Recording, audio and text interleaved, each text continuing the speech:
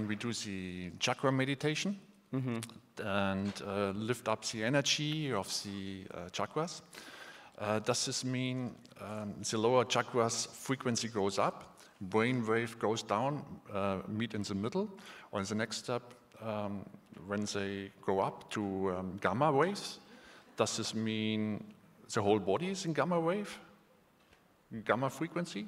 Thank you. You've been thinking a lot, haven't you? First thing, you notice I never use the word chakra, because that closes, I mean, we could use the word, but I don't use it because people have associations from their past with it. Other people, they hear the word and they think, oh, that's just spiritual junk, and they shut down.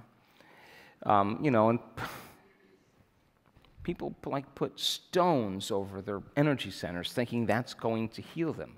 I mean, I'm sorry, but I think you put your attention there, you do a better job. But it's the placebo, you know.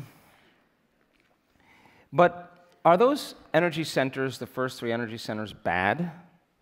No, they're not bad at all. Those three centers are centers of survival. And if you're going to cause a species to exist into perpetuity, you make procreation really pleasurable so that you do it. If the second center has a lot to do with consumption and safety, then it makes sense that when you feel safe and you have food and shelter, it's in balance. But it also means that consumption of food can be really pleasurable as well. And when you take on challenges in your life and you really succeed in them, it takes energy to even get up and get out of bed. You use your third center. But all of these three centers are consumers of energy, drawing from the vital field. It's an expenditure of the life force in the body. And these centers can easily be in balance because most organisms in nature, if you study species in nature, they have a respect for mating, at the timing of mating. They have a way that they don't overconsume. You know, they're in balance. They're not swinging from don't eat anything to then overeat. You know, don't abstain from sex and then, you know, well, you know. You know, it's not the polarity of that. It's the polarity swings, and then as we get up to the center, it swings less. And this third center is really the ceiling of the ego. That's power. And Tolkien's books about, you know, Lord of the Rings, the ring was power. And throwing the ring meant giving up power and for something greater. And it's love. That's the greater frequency. So each one of them have their own frequency. And all frequency carries information. Frequency, energy, has an intent. And when energy moves into any one of these centers, systems begin to change. When the first center switches on because there's energy in there, that center, the energy that activates the brain in that center, produces a mind in that center. Are you with me still? Because consciousness or energy moving through neurological tissue is mind. When neurological tissue gets activated, all of a sudden there's a mind there. So when the first center gets activated, it has a mind of its own. Yes or no? And if the second center is activated, or the third center, or the fourth, when you're coming from different centers, there's a different consciousness or a different intent. And when energy makes it to the fourth center, though, now it's no longer the consumption, but there's the expansion of energy. This is the bridge that starts us to connect to our divinity. And connecting to that, putting your attention on it, not only creates heart coherence, but it produces a host of biological chemicals that are released, 1,400 different chemicals that begin to restore and repair the body. When you feel gratitude, when you feel love, when you feel freedom, this is a different frequency. When you care for another, this is where selflessness starts. This is all selfish.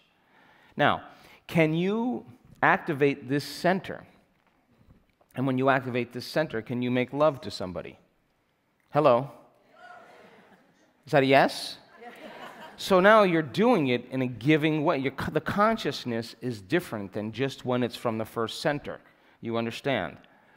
So then when you have two coming together as one, and there's true love, and it's done in that vein, in that way, that manner, then there's a beautiful exchange of energy, and there's a growth, or there's a summation of energy. It's not the opposite. So as energy, an enormous amount of energy sits in the first center.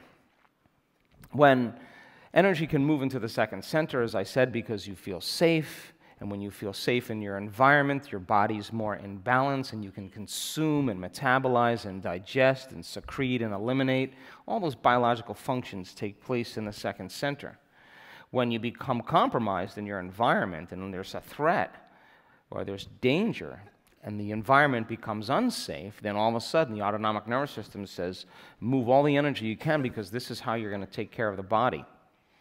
And of course, now you're a body local in space and time.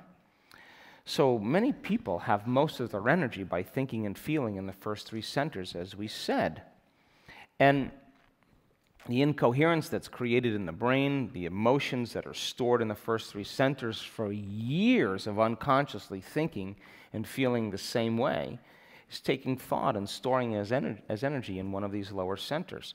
So then, if you're living in the survival world, then it takes a lot to open your heart, because it goes against the survival gene. You don't want to open your heart in survival, because you would be prey. You would be vulnerable.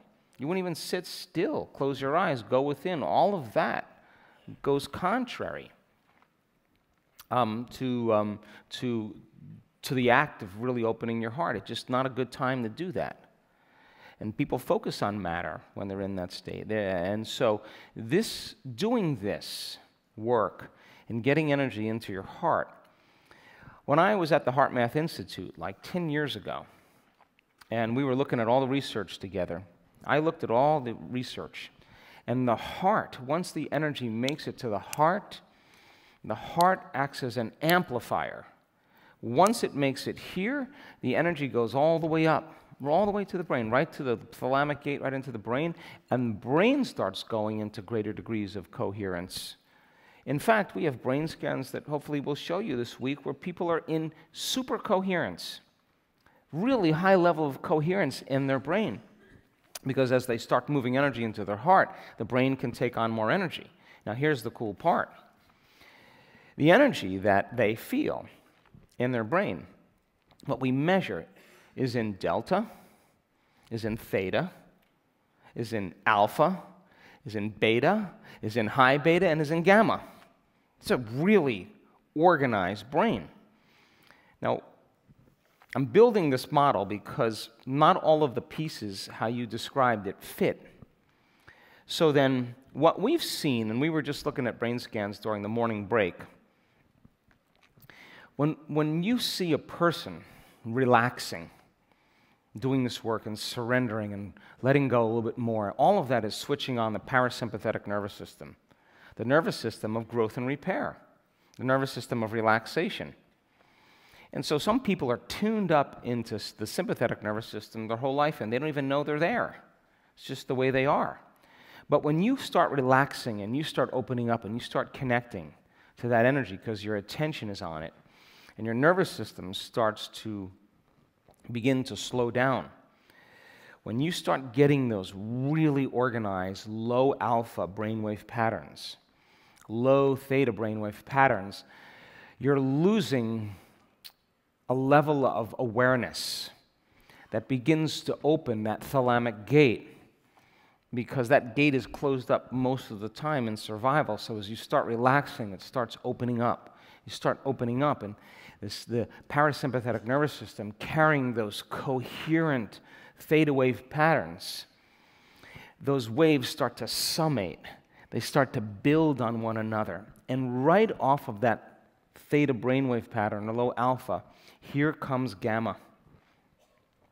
The body's so relaxed that it can become excited And when that sympathetic nervous system switches on and that gate opens up, the brain goes into those high gamma brainwave patterns. Now, I want to give you an understanding of how high those gamma brainwave patterns are.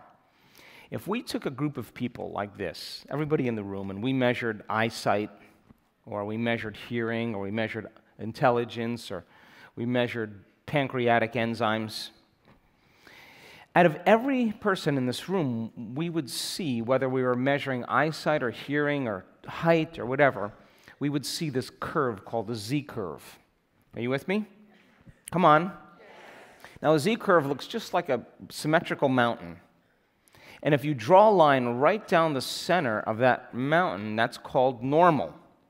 That's where most of the people are, and because the curve is the highest in the middle, that means most of the population falls within normal.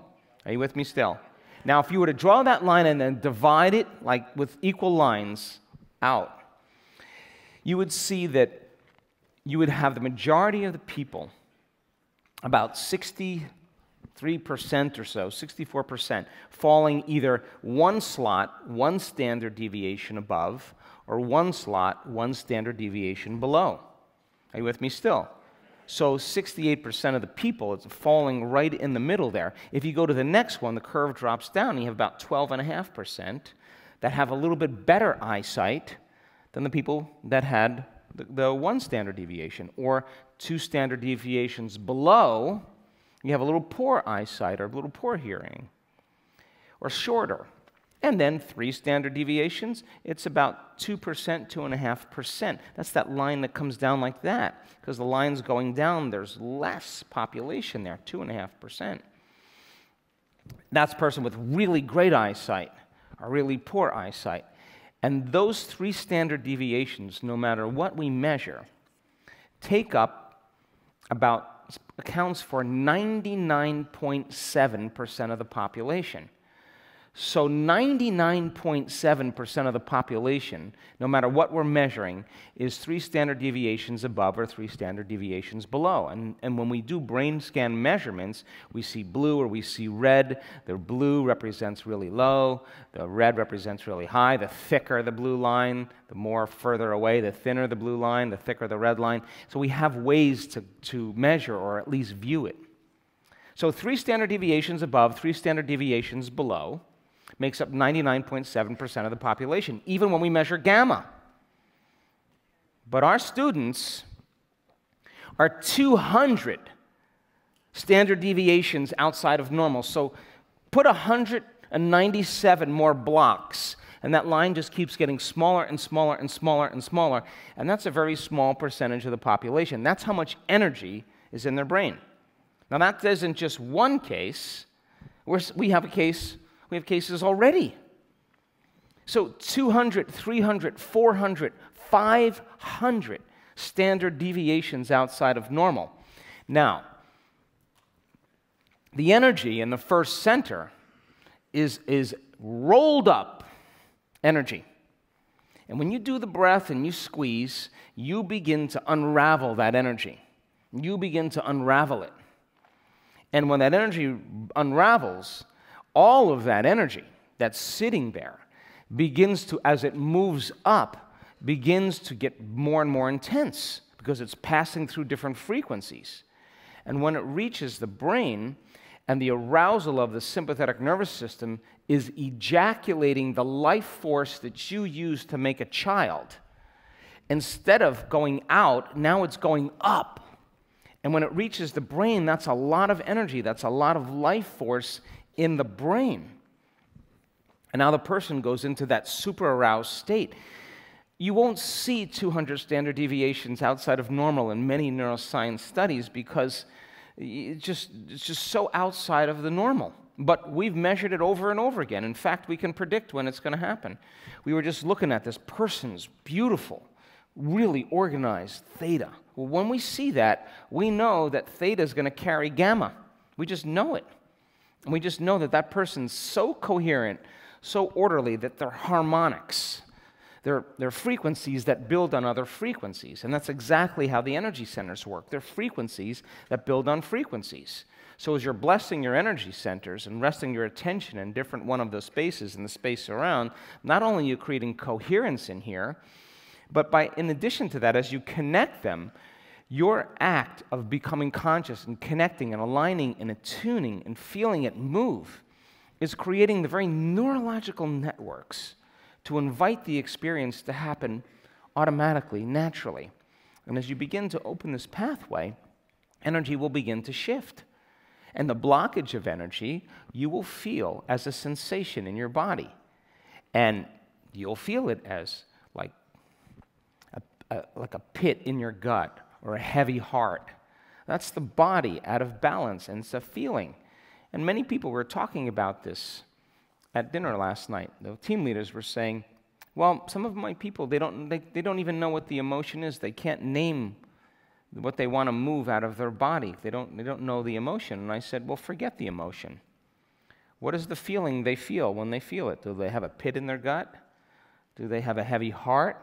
Do they have soreness or heat or whatever it is? Just come up with a sensation.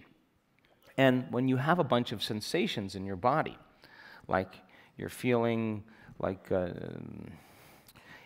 irritated and hot, and you feel your heart racing, the accumulation of those sensations or feelings is called an emotion. Now you name it as anger or frustration. So we give names to emotions, but they're really just physiological sensations of the body, many times being out of balance. So all of this incoherence, when it starts getting orderly, starts getting more coherent, begins to allow energy to build on the previous center, and build on the previous center, and build on the previous center. And when those centers are aligned and attuned, you have a very coherent, healthy body. And people who have done this work in blessing the energy centers, they're in this room. They've healed themselves of all kinds of crazy health conditions that the doctors had no solution for. People who have chronic bladder infections or prostate conditions or any condition in any one of these lower centers, ovarian tumors. The energy starts to move, or there's balance in these centers, doing the breath and beginning to disturb that energy. As that energy begins to unwind, it just becomes pure energy that wants to go back from whence it came, to the brain as a thought. And so fear that's stored in the body can turn into freedom in 1 second. It's the movement of energy, and you will feel it. And many times when you do this properly, people pass out. It's happened to me thousands of times. And they come up to the stage and they say, I passed out. And I say, I've been telling you that it could happen to you. You're doing it right. What? Yeah, that's a lot of energy. I see a flash of light, and then I don't remember. That's energy moving into your brain. In the beginning, it scares people because they don't know what they're losing control. But that's a good squirt of energy making it into your brain. Now, then the body will adapt because it'll be able to process a greater frequency. But when it first happens, it scares a lot of people because it's just raw energy moving back. So, gamma happens when there's an enormous amount of energy or release into the brain. Gamma happens at times, even when you open your heart, you'll see spurts of gamma. When I say certain words, when we are doing a meditation, I can say a certain word, and the brain scientists can tell you, we could have 14 people having their brain scanned, and they all go into gamma at the same time. All of them. Because they're associating those words. And that's exactly what I want to have happen. So as a facilitator, so we study that. We study the best way to communicate. But building the model with gamma and different frequencies, it's better for you to look at a light spectrum. You know, the whole spectrum of light from the slowest radio waves all the way up to gamma waves and cosmic waves, and turn it this way, and it would be closer to the frequencies that the body processes in those centers. Slow ones down here, faster here, faster here, faster here, faster all the way up. Do you have that? You have that one slide? Andrew, you know when you take the light spectrum and turn it like that? Like that. Anyway, there's no linear correlation like that. It's more about just the movement of energy. The slower ones, matter density. There's a lot of energy wrapped around an atom. When the atom starts to release like an atomic bomb, That's energy being released in the same way. So turn that sideways like we do. That's more like it. You know, the slower frequency at the bottom, and then as it moves up, it looks like a snake, doesn't it?